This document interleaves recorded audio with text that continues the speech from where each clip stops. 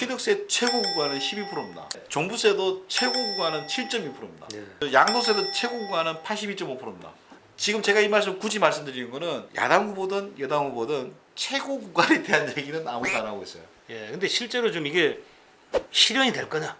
지금 많은 분들이 지금 그 부분에 대해서 지금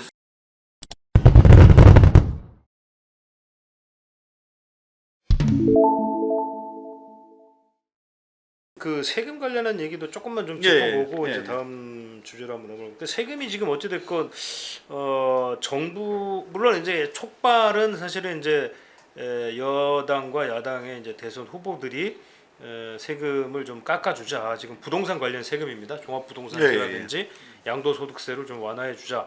이런 얘기들이 이제 나오면서 정부 그다음에 이제 여야 정치권으로 이제 이게 그 확산이 되면서 서로 어떻게 보면은 좀 이 세금 감세라고 해야 될까 이런 것들이 지금 계속 나오고 있지 않습니까? 예, 근데 실제로 좀 이게 실현이 될 거냐? 지금 많은 분들이 지금 그 부분에 대해서 지금 막 헷갈리는 거예요. 지금 말은 지금 막 성찬을 그냥 뭐 어마어마하게 지금 막 퍼뜨리고 있는데 과연 이게 정말 이게 되는 거냐? 언제 되는 거냐? 이 관심이 많으시거든요. 이제 정부 입장하고 예. 대선 후보들 입장 이 좀 다른 것 같습니다. 예. 정부 입장은 어느 정도 기조를 유지하고 싶다 이런 게 있는데 여당 후보와 여당 같은 경우에는 예. 좀 다른 걸 갖고 있습니다. 근데 여당에 대해서 먼저 얘기를 들어보면은 예. 작년에 이제 재보궐선거에서 뭐 참패를 했다 이런 평가를 받잖아요. 그렇죠, 그렇죠. 그리고 가장 먼저 한 게 뭔가 하면은 세금 낮춰주는 특위 만들었어요. 부동산 특위.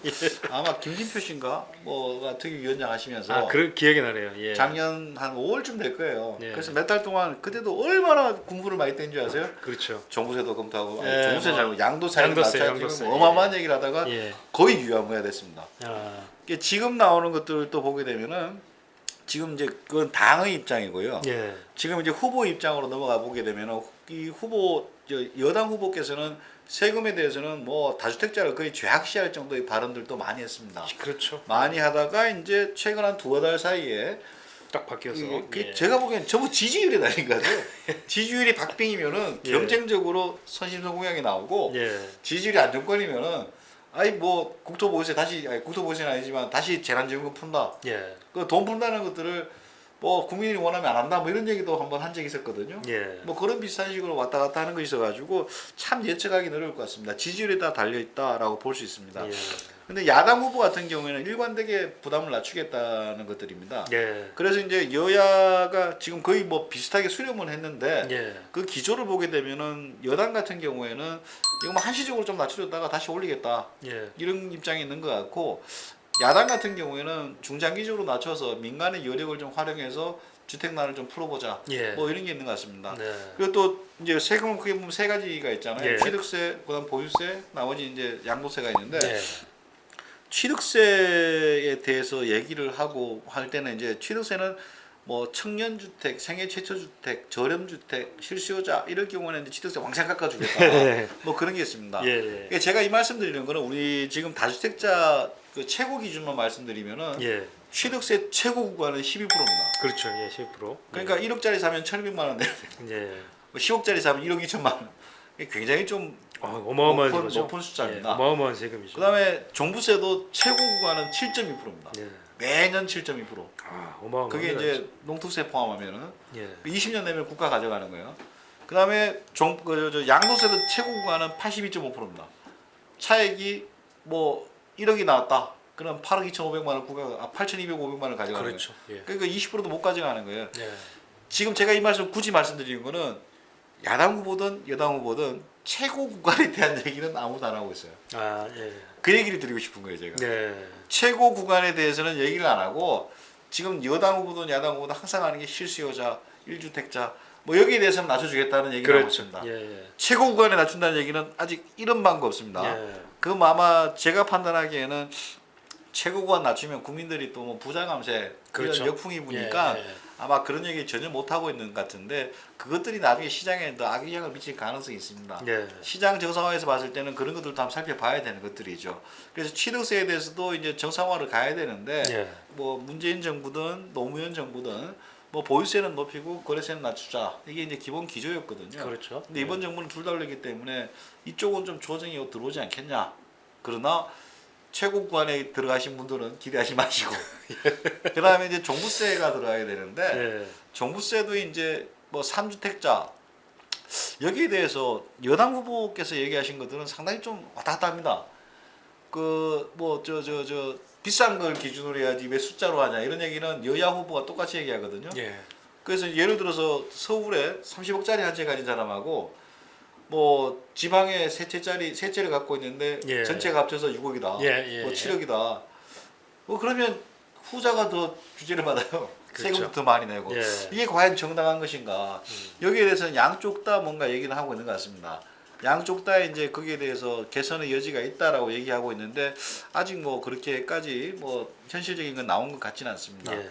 다음 양도세 문제인데요. 예. 양도세도 이제 뭐 한시적으로 완화하겠다 그리고 여당 같은 경우에는 6개월 1년 뭐 그런 얘기도 나왔잖아요. 그렇죠. 그러니까 다주택자에 대한 부분은 이제 사라졌고 예. 근데 그것도 이제 뭐 강남에 30억짜리 뭐 차액이 10억 되는 거에 양도세하고 뭐 지방에 그 두세 개 갖고 있으면서 양도세 3억 되는 거하고 그렇죠. 세금을 보기면 지방이 훨씬 많이 냅니다. 그리고 저는 그런 생각도 합니다. 국가가 어떤 뭐 투기 지역, 조정 가능 지역 이런 걸 정하잖아요. 예. 그러면 그 세금이 다락 변합니다. 아, 그렇죠. 예, 예. 이게 조세 법률주의가 맞는지도 모르겠어요. 그리고 정할 때는 국가가 마음대로 정합니다. 네. 주택정책심의위원회 보면은 뭐 어떤 객관적 기준에 의해서 그 기준이 있지만은 정성적 판단이 상당히 많습니다. 맞습니다. 요번에 뭐 지자체에서도 풀어주세요 이렇게 많았는데 근데 거기에 따라서 세금이 움직이는 것들이 과연 정당한가에 대한 의심은 있고요. 그리고 법에 그게 의한 게 아니니까. 법에 의한 거 예. 아니죠. 조세는 법인데 예. 주택정책심의위원회 정하면은 그렇죠. 세금이 갑자기 나오거든요. 세금이 예. 세율이 달라져 그게 버리니까. 좀 이상한 것 같아요. 그리고 예. 거기에 예를 들어서 집 한 채 갖고 있는 사람인데 그냥 뭐 서울에 아니면 수도권에 살아야 되기 때문에 사는 거예요. 근데 그렇게 사는 사람 한 채 갖고 있는 사람한테 중과세 때리는 게 맞는지 예. 그게 이제 저는 뭐 투기 지역 이런 기준으로 하는 것 자체가 좀 뭔가 방향 자체가 문제가 있는 게 아니냐. 예. 그래서 이제 그걸 요약해서 말씀드리면은 예. 지금 이제 세금에 대한 얘기들을 많이 하지만은 실수요자하고 또 뭐 저소득층이라든가 그다음에 좀 저렴한 주택 여기에 대해서는 뭐 혜택이 좀 갈 것 같습니다. 예. 그 양- 부분은 거의 확실하다. 양 후보 예, 누가 거의 되든 확실하다. 간에 예. 그 대신 이제 고가에 대해서는 누구든지 얘기를 못 할 겁니다. 예. 그래서 뭐 중간에 계신 분들은 아마 1주택자들은 혜택을 좀 볼 것 같고 예. 나머지는 뭐 제가 보기에는 다주택은 조금 힘들다. 예. 그 대신 쉽지 이제 않다. 야당 예. 후보 같은 경우에는 주택 네. 수로 하는 게 아니고 그 주택 가액으로 하자. 아, 총 하고 합쳐서 이제. 예. 그렇게 하자기 때문에 다주택 여부와 관계없이 부과하겠다는 게 원칙적으로 얘기를 했고 여당 후보 같은 경우에는 그런 얘기를 언급은 했는데 예. 아직 뭐 그렇게 다주택자에 대해서 하는 것들은 당이나 정부에서 예. 좀 반대한 그런 상황인 것 같습니다. 그렇죠. 세금 예. 관련해서 일반적인 총- 얘기를 하면 예. 그냥 제가 총론 드릴게요. 교과서에는 어떻게 나오는가 하면요. 예. 세금 부과하면은 그 물건 자체가 줄어듭니다. 아, 물건이. 그러니까 예를 들어서 예. 이제 그 커피에다가 세금을 많이 때리면은 예. 뭐 줄게 돼 있어요 소비가. 아, 소비가 비싸지니까. 예, 예. 그렇죠. 당연히 그렇죠. 근데 주택도 마찬가지입니다. 예. 주택도 이제 줄어들게 돼서 전반적으로 공급이 줄게 되고 그러면은 국민들이 힘들어진다. 예. 이런 게 일반적인 거고요. 양도세 같은 경우가 조금 특이한데 예. 양도세는 부과를 하면은 집값이 떨어질 수도 있습니다. 예. 그 보통 뭐라고 하는가 하면 예를 들어서 내가 투자를 하면 돈을 많이 벌 수 있는데 예. 이제 투자해도 돈을 뭐 그렇게 못 버는 거예요. 그러면 가격이 떨어질 수 있다가 하나가 있고 또 하나는 자 양도세 공급 동결 효과라고 하는데 양도세의 공급 동결효과. 그 뭔가 하면 양도세 예. 이렇게 많이 낼 바에 안 판다. 아, 예, 예. 그러면 시장 물량이 씨가 말라 버리잖아요. 네. 그럼 가격이 팍 올라가는 폭등. 우리는 대부분 이 모습을 보여줬어요. 그렇죠. 그래서 가격이 상승하는 거다. 그 반대말로 하면 뭔가 하면요. 양도세를 낮추면은 공급이 늘어난다는 거예요. 그럼 가격이 떨어진다는 거예요.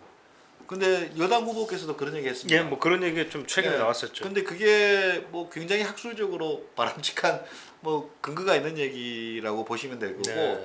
또 하나는 취득세를 높이는 것은 어떤 경제에도 좋은 점이 아닙니다. 단순하게 세금을 많이 받겠다 이 목적 외에는 없다. 취득세를 높이는 것은 네. 교과서적으로는 굉장히 나쁜 걸로 알려져 있습니다. 네. 그래서 노무현 정부나 문재인 정부에서도 거래세는 낮추고 그렇죠. 예. 그다음에 보유세는 올리자 이렇게 했던 것들이죠. 네.